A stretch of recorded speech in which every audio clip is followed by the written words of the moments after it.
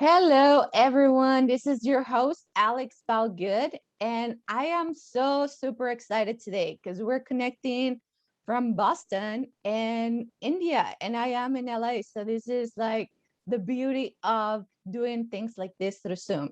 We are super connected in just an instant, and I love it. We have today two sisters. We have Vrinda. Uh, she is in India, and we have Radhika. She's joining us from Boston. Both of them are influencers and lovers for health and the information that we can share with everyone. So I am super excited to have them both today. Welcome. Thank you. Thank you for having us on your podcast. And we're very excited, to share Awesome. like our journeys. Yes, I love this. This is so amazing. It was a really cool surprise to know that one is in one part of the world and the other one on the other side. So let's start. Before we dive into what we're talking about today, which is Ayurveda, I wanted to know a little bit about you two. So let's start with Radhika. Why do you, because I know you're going to school to be a health counselor, which we need a lot of you in this moment where diseases and illnesses and everything are off the roof. So why did you decide that? How did you start? Did your journey start with health? Tell us a little bit about that. Yeah, so we all knew about Ayurveda since when we were kids. It's not a new concept to us. It's an indispensable part to any Indian household. So, for example, our mother used to give us khichdi, which is a very common food item in Ayurveda with ghee. When we fell sick, she used to give us turmeric milk, a milk, which is known as golden latte here. When we got wounded, she also made a lot of like herbal concoctions known as chawanprash for us to boost our immunity. She used to give us all organic food. I hardly remember when we had refrigerated food, to be honest. So we've been following these practices all through our childhood, but we didn't realize the importance of them until we left home and then came abroad to study. So as a student, it was really hard to practice all of those things, Ayurvedic lifestyle with a busy schedule. So it started negatively impacting my health in a way. And that's when I knew that I wanted to like get back to an Ayurvedic lifestyle. So there were two other incidents which kind of kindled my interest again in Ayurveda. I met a person in Florida 3 years back, and he told me that his wife suffered from cancer, and she was also pregnant at that time. And all the doctors here in the US had given up, and he was really hopeless. He was really frustrated. But then he took his wife to a place in India called Kerala. It's really known for Ayurvedic healing and treatments and massage, etc. So he took her there, and they got the Ayurvedic treatment done for her. And he said that it was really miraculous how she recovered, and they also have a healthy child now. So he told me that I should never forget my roots at all. So that kind of line is really stuck in my head somewhere. And that time I knew that I might do something in this direction. So that was the first encounter. And then the second one was I was in a conversation with a professor from the City of Hope. It's in California only. So yep. So he was researching on cancer, and interestingly, he was using some of his extra funds on researching on Ayurvedic herbs and spices. For example, he was researching on the benefits of turmeric. Yeah, on cancer. He said the patients knew the benefits of turmeric, but they needed a proof also so that they can incorporate it in their lives.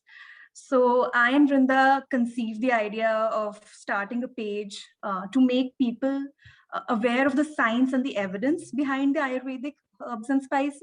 So that's why we call it Science in Ayurveda, actually. I love that. I love that.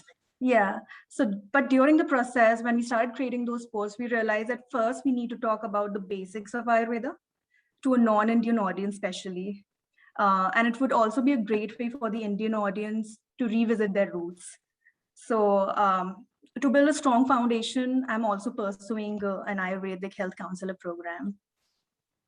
So Awesome. this is my journey so far. Yes, that's awesome. How about you, Brenda? How do you were like, how did this whole thing started for you? I know your sister might have been a big part of it, but what did how did you started like, okay, I need to, go into this direction? Yeah, I feel like definitely like she inspired me a lot. But I think for me, it was the time, like COVID time, that really pushed me towards Ayurveda. Because, I work as a content creator and as a social media marketer. So a lot of my time goes into like being online and looking at other people's feeds. And I'm consuming so much content, right? And during COVID, it just became like intense. Like I was doing that all the time. And I felt like I was kind of losing myself while I was doing that. And I didn't I was getting influenced by all of these other opinions that weren't mine. And I would do these things in my life and I didn't feel like I was happy. And there was like, I felt like the mindfulness aspect was missing. There was like not a good balance, but like in my life. So, and then like, Ayurveda, like my sister was speaking about Ayurveda, and I started reading about it more, and the mindfulness aspect, that's what drew me towards it, and to create a balance, like bring that balance back in my life. And also like one of my friends, I was actually in the UK at this time, like during COVID, and one of my friends, she started following, she's from the UK, and she started following an Ayurvedic diet like during this time. And I was like taken aback by that. I was thinking like, I didn't realize that it had become like a known thing in the West.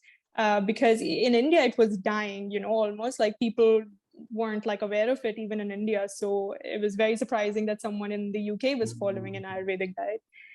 And yeah, so I was like I felt really proud, first of all, because it's like an Indian thing. And that also inspired me to learn more about it and kind of like reincorporate it into my life.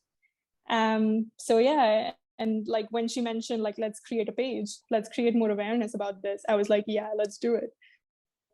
So I guess like to reconnect with myself and to share my journey with other people, and kind of spread the message of conscious living and mindfulness, I created the page and went on the journey.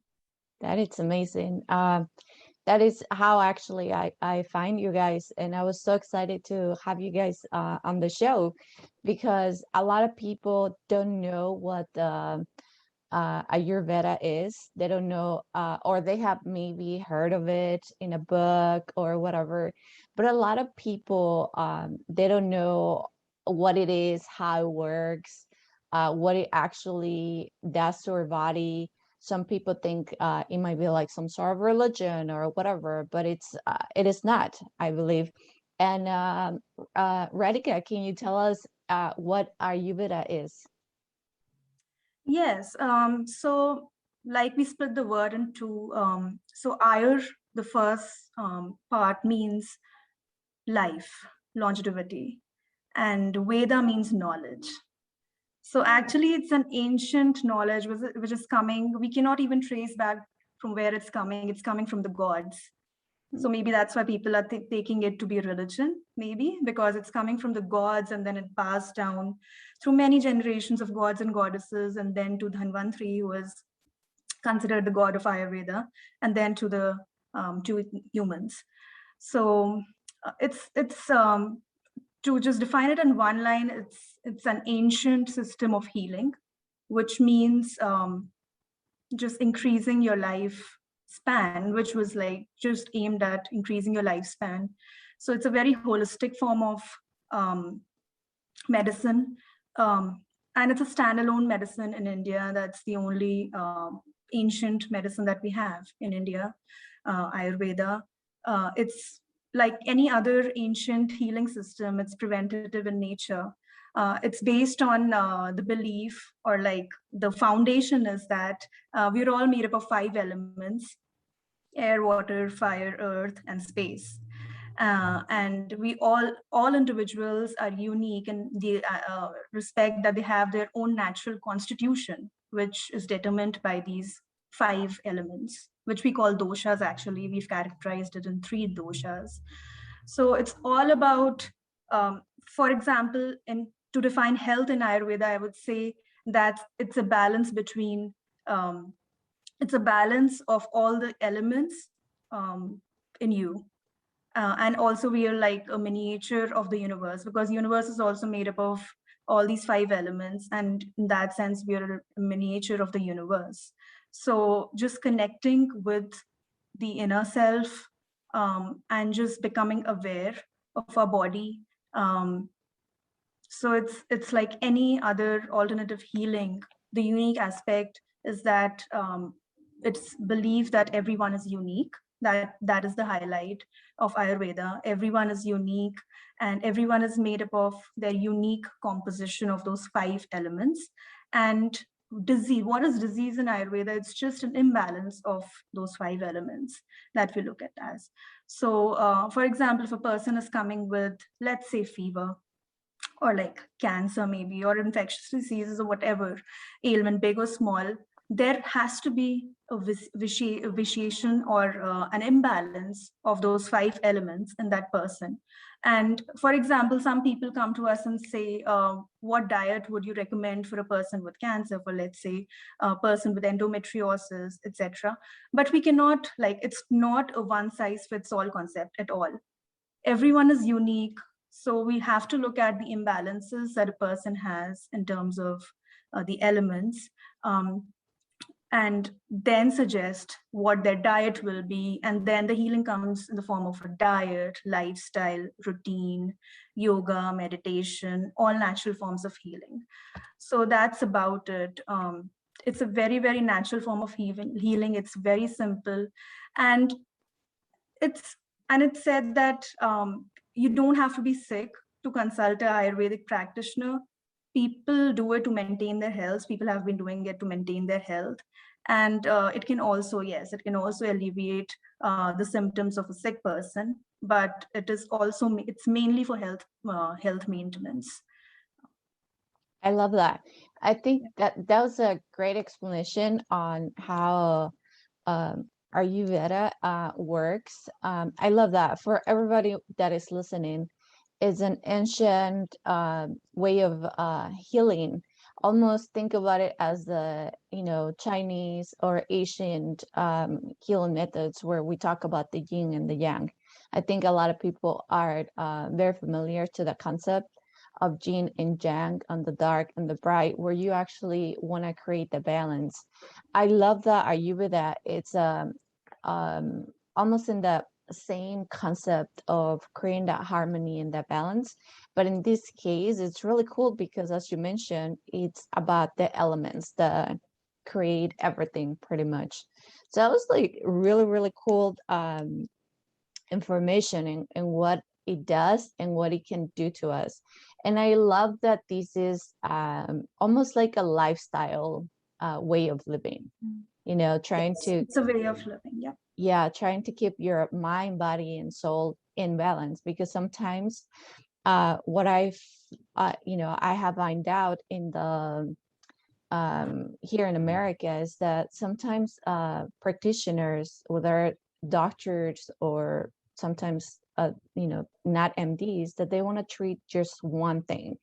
Like if your head hurts, they just focus on that. But I think little by little, with people like you spreading the word on other teachings, old teachings, we find out that we actually could balance everything. We need, in order to heal one thing, we have to see an overall body, mind, and soul that is like all together, and it's not just one thing. So I love that Ayurveda it does that. It's a lifestyle. Vrinda, what do you think about all that? How did that change you? Well, I always really love listening to her because she tells it in a very simple way, and I also like get to learn a lot through that. like for me, I've always believed that Ayurveda to me is like, it's like prevention. And like with like medicine, like modern medicine, it's a cure. Like you can only cure something like when it happens. With Ayurveda, it's something that it won't let anything happen to you, you know. That's the point of it. And that's what I really like about it. Like it maintains like a healthy body. And again, for me, the special aspect about Ayurveda is the balance it creates, like you spoke about, like the balance of the mind, body, and spirit. And I truly believe that balance is like the most important thing. Too much of anything or less of something is not good. Like the right balance is very important to lead a happy life. So yeah, I think that's like something that I love about it. That's the focus of Ayurveda for me. I love that. Yes. I also want to mention, sorry for interrupting. I also want to add to it that I think I did not mention it, but being spiritual or being aware of your body, being connected, being in harmony with nature. Like I said, nature is made up of those 5 elements, which we are also made up of. So striking a balance, a harmony between us and nature, that's also a huge part of Ayurveda. Being more aware of the body, being connected to your soul, to your spirit. So spirituality is also a good, big aspect of Ayurveda. Yeah. Yeah, I love that. And one thing that I love that you mentioned is that I feel like in modern medicine throughout the world, we have these way of say things. You know, when people have like a terminal disease, or you know, just anything like that, it has such a negative weight to it, such a negative thing to it, as when, you know, you go and you tell someone, hey, you have cancer stage 4. I mean, Yeah. it's awful, right? But I love that in Ayurveda, it's you call it an imbalance, which it feels Yes. so much better. If someone was, you know, diagnosed with any disease, it will be so much better that the practitioners come to you and tell you like, hey, you do have these bigger imbalance in your body that we should probably need to address as best as we can. So that really stuck to me. I really love that you guys don't call it like you're ill or you have a disease or anything that has such a big negative impact when someone that is sick can feel by hearing those words. I love that you call it an imbalance as opposed to, you know, like a disease, which is sounds awful to me anyways. Yes. Yeah. Yeah. Yeah, I I truly, sorry, I Go just ahead, go wanted ahead. to add like the label, like that's something that can really, you know, because that label is attached uh, to like a lot of like stereotypes and like all the things that come with it, like, you know, that's Yeah. attached to it. So you start like every person who has this new disease, let's say, will start to believe, okay, I'm now attached to all these like things as well, which is not true, because you are like this individual person and you will have a completely different journey to like another person. So that's also something I really like about that. The labels, they don't define you. Okay, it's a very individualistic thing. Like your journey is your journey. It's not comparable to anyone else's. Yeah, for sure.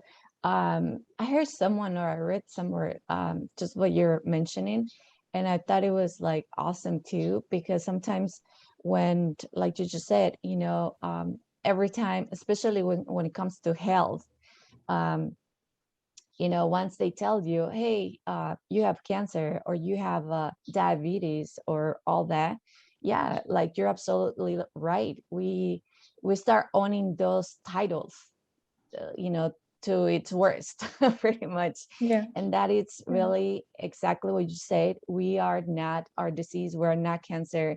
We're not diabetes. We are not any other awful disease out there. You are you. And yes, you are going through a stage on your life where you might have this imbalance that it could be from a small, you know, infection to cancer, but still it's still an imbalance. And yes, you are totally and completely right. Any of these titles don't define anyone. So Thank you. Thank you. That's a great reminder for everyone listening out there. And can I add one more thing? yes. So I don't know how people will take it, but there is also one theory which is quite popular in Ayurveda and people believe it strongly. It's the theory of karma. And as you said that many people relate it to religion, I think it's also coming from there because one of our religious textbooks, Bhagavad Gita, it mentions a lot about karma.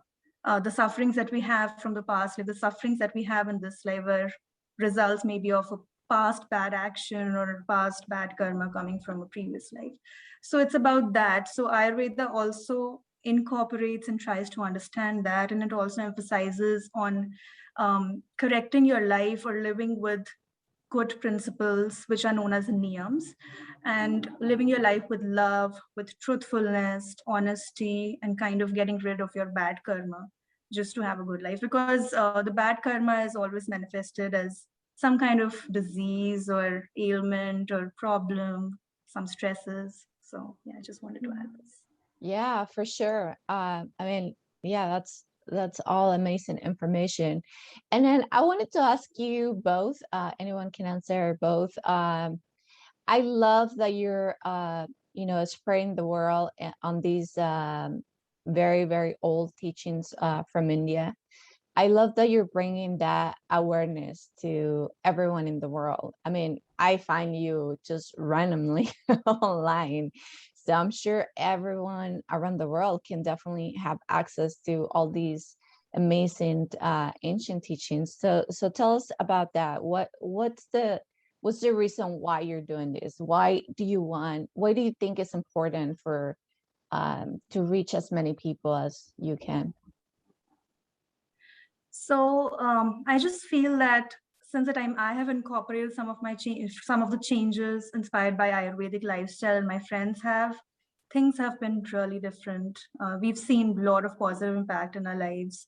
So this is really exciting also. So this is this is a very big reason to just keep going on this journey and influence as many people as we can, because these are very simple changes that it's not at all hard to incorporate it. It can make big changes, make positive changes. For example, one of my friends, he's been following our posts and he said that he incorporated all 6 days. So in one of the posts, we've mentioned that if you incorporate all 6 days in your meal together, your hunger level will go down. So he did that over a period of time. He saw that his hunger level has started dropping. Then he also said that he started eating more pranic foods. Just to elaborate on this, more pranic foods or sattvic foods means foods which are filled with life, with vitality. For example, eating fresh foods as opposed to packaged or frozen foods, or eating fruits, eating more organic food, local food. So if you do that, then he said that he started feeling less lethargic, less sleepy during the day, more energy levels during the day. So all these, and even I have seen that when I started incorporating more pranic foods filled with life and vitality. So, and these changes are really huge because we are, like my friend is a PhD student, he needs a lot of energy to keep going because he spends hours in the lab to work. So yeah, for him it's a big deal. It's just boosting his energy levels and like just increasing his daily work from 2 to 3 hours is also a big deal for him. So even these small changes make a big impact in your life. So it's a good enough reason to just keep going. It's exciting that you can convince others to make simple changes and see big positive impacts. And our journey has just begun. Also, one interesting thing that we wanted to, because there are many things that keep coming to us, and we started wondering about it, whether okay, whether we can look at it differently or not. For example, Vrinda and I were discussing about the food labels that we have here. And how they focus just on calories, vitamins, and fats. That's all okay, but it's again a one size fits all approach, and like it doesn't work always. So we also need to focus how much of prana the food has, the vitality, the life, energy, and how much of the ojas or the immunity level on a scale, let's say from like 1 to 10, we can create a scale and see how much of the immunity level the food has. For example, dates will have more immunity, and then example, and then whether the food is seasonal or whether it's organic. And then also had mentioned about the elements, which are a big part. So we can have like, what are the elements? Everything is made up of elements: air, water, fire. So what elements are in that food? Because Ayurvedic theory, it just depends on, for example, if there is an imbalance in a person, for example, the air element is more, we need to reduce it to treat that person, to solve the balance. So for example, talking about the air element, for example, dry fruits, right? They have a lot of air element in them. So if a person has an imbalance in the air element, then we cannot give him dry fruits. He has to stop eating them, and he has to incorporate more moist foods, more cooked foods to get the fire and the water elements. So that's about it. And we have just begun this journey. I think that it has a huge potential for changing lives at a very simple level. So that's about it. I love that. I love that. And Vrinda, tell us a little bit about why you're so excited about sharing all this amazing information, especially in India. So for I have 2 points. First is that, like I mentioned before, that people are kind of, moving away from their culture, and they're like getting more attached to like the Western culture, which is fine. Like, you should have like the best of both worlds, but you should be able to appreciate like what you have, like what. So for example, like turmeric milk. In India, we've had that for years, right? And people like a lot of the kids, they don't want to drink it. But then when this like turmeric latte like trend started, everyone was drinking it. So that was like very interesting to me. It's just that like you wouldn't do it before when it was like, in It's India. all about the Like you, marketing. yeah, Yeah. exactly. Like Western culture made it trendy, so now everyone wanted to have it. So that's also always been one of my goals, to make all these like our Ayurvedic, like whatever we want to suggest, like make it sound like cool, something that people would want to incorporate in their diets. So that's one thing. And second thing is, again, like I feel like life is like become so fast paced, and we need to slow down a little bit. I feel like things are moving at such a fast pace, we can't catch up with it, especially like people who are older. They need to like be like more aware of like what's happening. And even like teenagers as well, there's like so many mental health problems nowadays, because people are not like social. They're always like online. They're not interacting with each other in person. And Ayurveda encourages you to kind of take a step back and like connect with yourself and connect with others. So I'll give you an example like of mindful eating in Ayurveda, where you sit with your food, you take time with your food, you enjoy that process.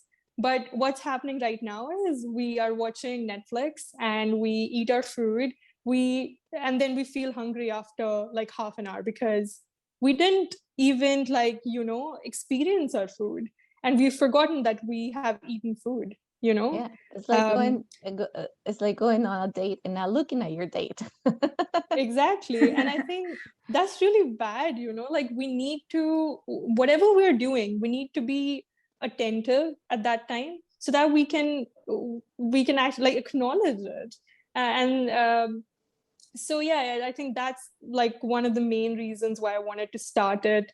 And I am always trying to like make it trendy, like make it something that the audience will like and will be able to incorporate. So make it very simple. And yeah, that's been my goal to, Yeah, yeah.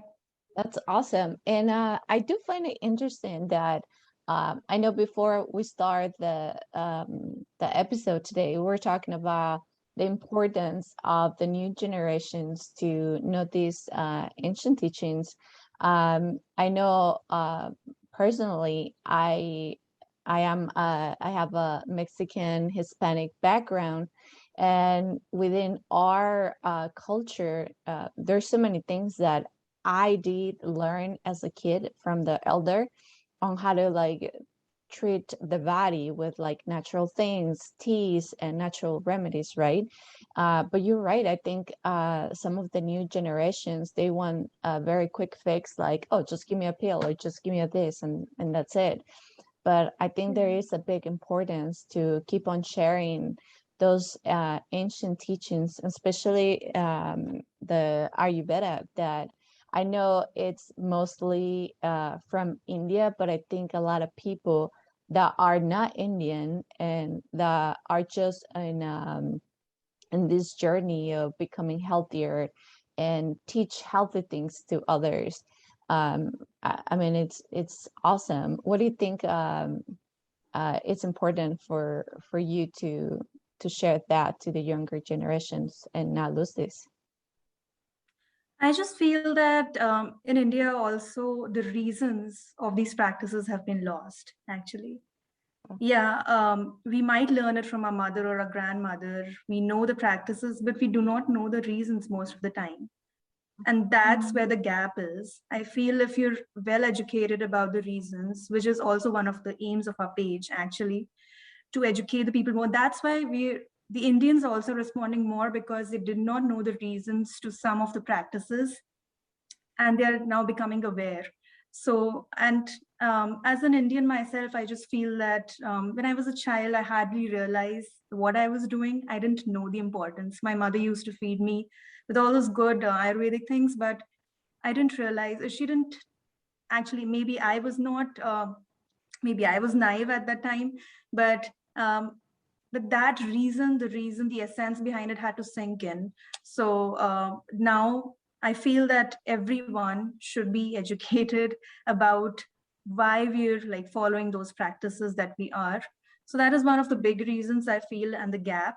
And as I said, yeah, as Vrinda mentioned, it's a very fast life right now. People are just on Netflix and all. Even while eating food, no one even realizes that they need to actually pay attention to their food. For example, while sleeping also, everyone is on their gadgets without realizing that like at least 2 hours before, you need to shut down all your gadgets and the devices and television before sleeping to have a good mindful sleep.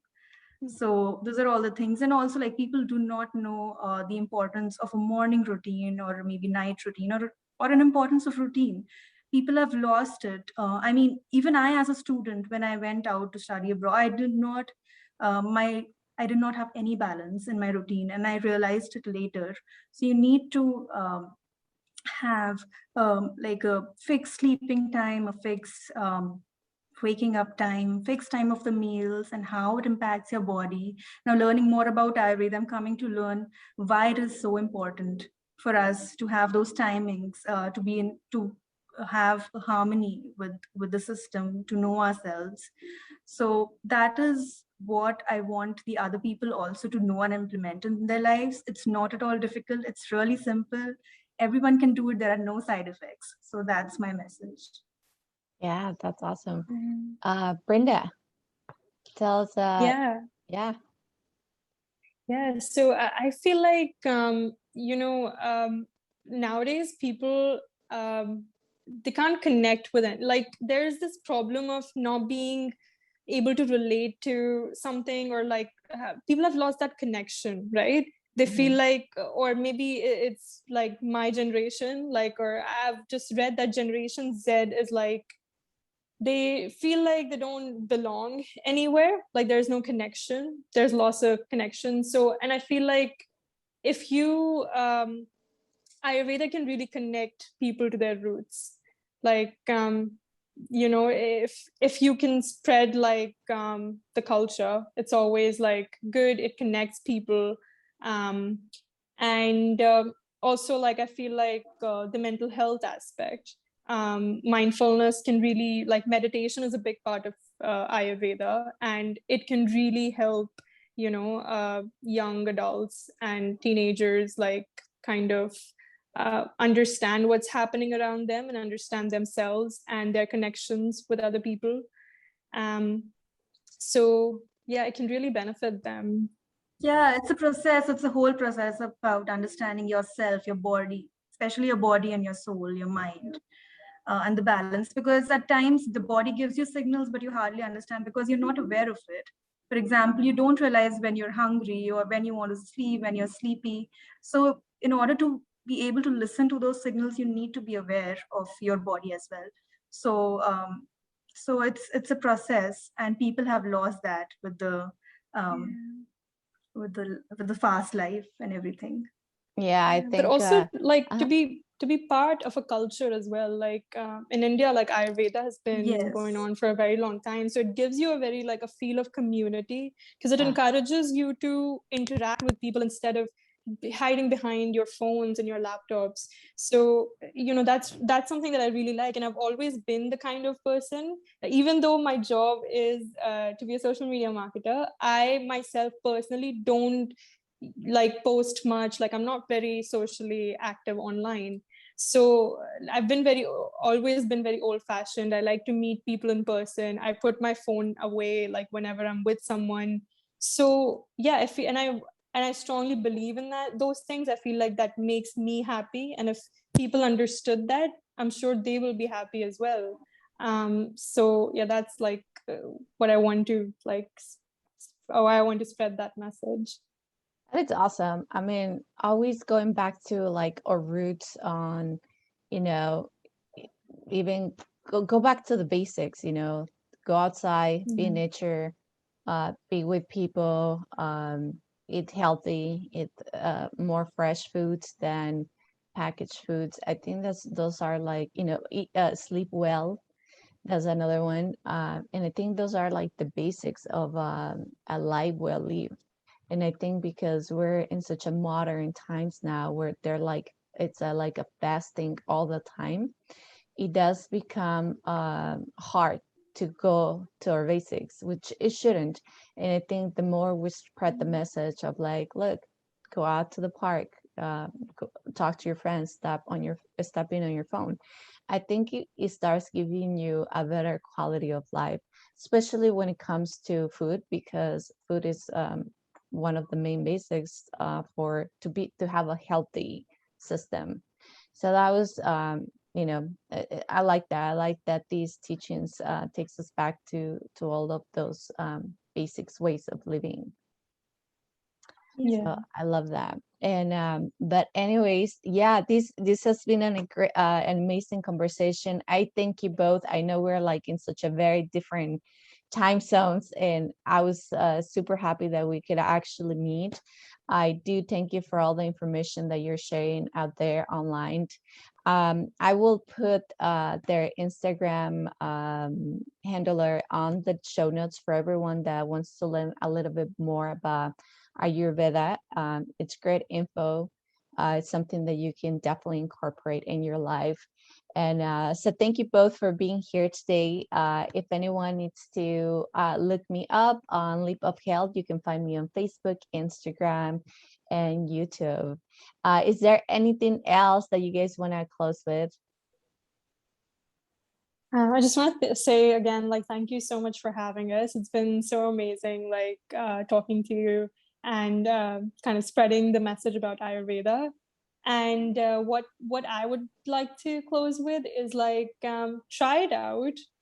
Try to meditate and try to, just like be more mindful of what's happening around you, so that and understand yourself a bit more, and just see how you feel about it. The first thing about Ayurveda is like, nothing is forced. It's all up to you. Like if you want to do it. So yeah, just try it out and see how you feel about it. Nice. Yeah. Radhika? Yeah, I would say something similar on those lines, that have a good routine, be connected more with nature, go out on a walk in nature, enjoy the weather, act according to the weather. For example, how you can have a seasonal routine as well, along with your daily routine. So just go along with nature, um, and just listen to your body. Nice. I love that. Thank you both for being here today. And everybody else, thank you for listening today. And as I said, if you need to look me up, you can go on Instagram, YouTube, and Facebook as Alex Felt Good. Thank you and have a blessed day. Thank you.